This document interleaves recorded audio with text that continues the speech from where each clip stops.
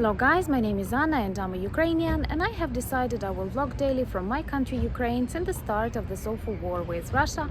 And in my daily videos I try to update you on the important real life situations in Ukraine, and of course I'm always glad to answer your questions and to clarify some facts about our history, background, culture, or whatever interests you. I'm very grateful for your attention, for your comments, and of course for your subscriptions. And today I want to speak a little bit about one typical mistake that I make when I start this vlog. Sometimes I don't say war in Ukraine, but I say war in Russia. And here's what I think, because many weapons that we are given, we are forbidden to use on the territory of Russia, and especially with these rocket systems, very often both the governments of EU countries and of the USA, they are very much worried that Ukrainians can use them to target the Russian territory. When I was a child, I remember my grandma teaching me to fight back. And so if someone offended me at school, I was pretty ready to fight back. And to tell you the truth, with this attitude, I did not have any serious problems. I was never bullied.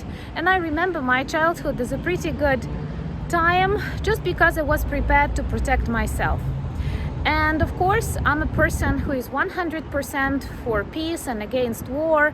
And I have told you a couple of times that I could not imagine that this kind of war is possible in the modern world, in the 21st century, after we have witnessed all the crimes of the Second World War and the First World War. But it happened because Russia decided to invade free and independent country of Ukraine without no reasons. Because NATO, that is not in Ukraine, I don't know, Nazis that are not ruling the country, of course, are not the reasons. The only reason is that Putin wants to take over Ukraine and to recreate Soviet Union. So of course it was extremely important to try and protect peace as long as it is possible, to negotiate. But I guess that this way was lost back in 2014 when he annexed Crimea and eastern territories of Ukraine. But negotiations are totally impossible with the start of this full-scale war after thousands of innocent Ukrainians were killed because of one mad dictator that rules Russia for more than 20 years.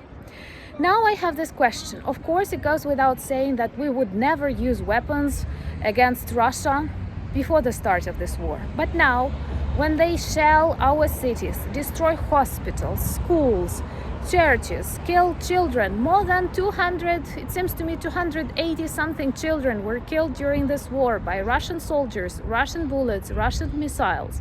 And here is a question: why can't we shoot on the territory of Russia? Can you imagine a similar law during the Second World War? For example, that allies are forbidden to shoot or target the territory of Germany. Why?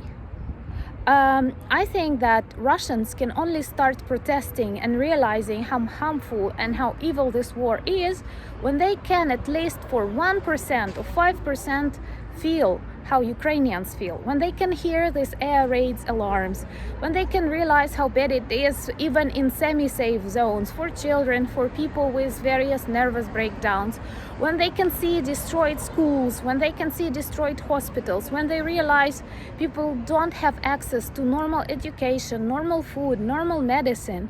Only then I think they will be able to protest, or at least to demand peace and normal behavior from Russian government, or a change of Russian government, because I cannot imagine normal behavior of Russian government now.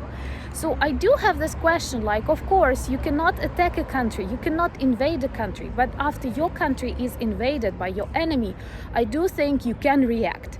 You may say that the danger of the Third World War, but once again I tell you, Putin has already started the Third World War in his head, And he started it maybe not even in Ukraine but somewhere in Georgia, because he is prepared to fight with all the world. And this is actually what he does when he breaks all the international rules and ignores everything. So in his head it has already started, and the decision whether to shoot or not nuclear bombs does not depend on how kind Germans, French or other nations are. It only depends on the depth of his diagnosis and his madness. Believe me, no kind of actions, like no matter how kind you are with Russia, it will not become normal, because it already shows that it disrespects everything, all international norms. And believe me, the decision whether to use or not to use nuclear weapons does not depend on what happens in France or what happens in Ukraine. It only depends on the level of Putin's madness and his desire to take over the world, because it will not finish with Ukraine. It will not finish with other countries. And I think it's extremely important to make Russians feel the way Ukrainians feel. Once again, I cannot imagine allies not shooting Germany. Of course, it is always bad to bomb, it is always bad to shell, and it is always the best to avoid a war when it is possible. But after thousands and tens of thousands of Ukrainian people are killed by Russian troops, I do believe we cannot protect Russia anymore, because they have violated every norm, every morale.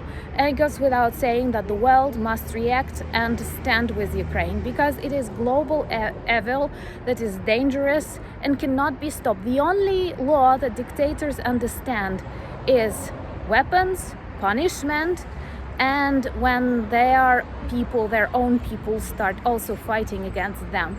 And I think one of the reasons to make them feel at least the way Ukrainians feel.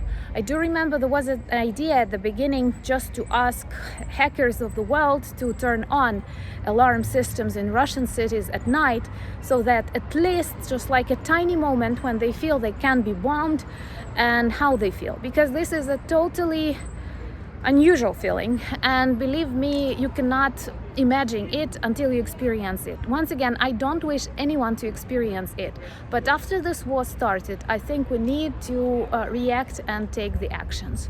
To make this video a little bit softer, I want to introduce you to one beautiful bird as a bonus. But anyway, thank you for watching, thank you for liking my vlogs if you like them. Your subscriptions are very important, and Slava Ukraini! And a bonus video.